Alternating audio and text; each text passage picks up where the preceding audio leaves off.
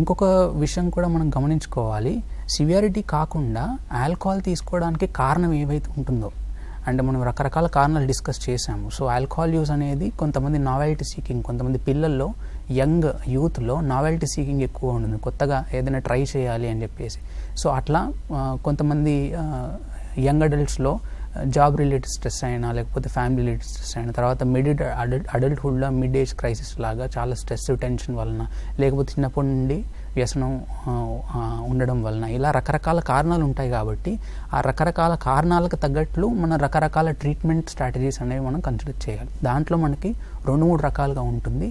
ఒకటి medical management, అంటే inpatient సైకైట్రిక్ management అంటూ ఉంటారు. ఎవరైతే మెడికల్ ప్రొఫెషనల్స్, అడిక్షన్లో స్పెషలిస్ట్ ఎవరైతే ఉంటారో మెడికల్ ప్రొఫెషనల్స్లో, వాళ్ళు ఏం చేస్తారంటే ఈ ఆల్కహాల్ యూజ్ డిసార్డర్కి ఫస్ట్ డీటాక్స్ చేయడము, తర్వాత ఏమైనా న్యూట్రిషనల్ డెఫిషియన్సీస్ ఉన్నాయా, థైమైన్ డెఫిషియన్సీ జనరల్గా చూస్తూ ఉంటాం, థైమైన్ డెఫిషియన్సీ, దానికి సంబంధించిన ట్రీట్మెంట్ చేయడము, తర్వాత డీటాక్స్ చేసి న్యూట్రిషనల్ డెఫిషియన్సీని మేనేజ్ చేసి, తర్వాత మెల్లిగా withdrawal programme, recovery programme start చేయడము, మెల్లిగా ఈ ఇన్పేషెంట్ ట్రీట్మెంట్లో, రీహాబిలిటేషన్లో కొంతకాలము వాళ్ళకి ఆ రికవరీ ప్రోగ్రామ్ని యాక్టివేట్ చేయడము. దాంట్లో మనకి మళ్ళీ కౌన్సిలింగ్, సైకోథెరపీ, క్లినికల్ సైకాలజిస్టులు ఎవరైతే ఉంటారో వాళ్ళు ఆ పిక్చర్లోకి ఎంటర్ అవ్వడము.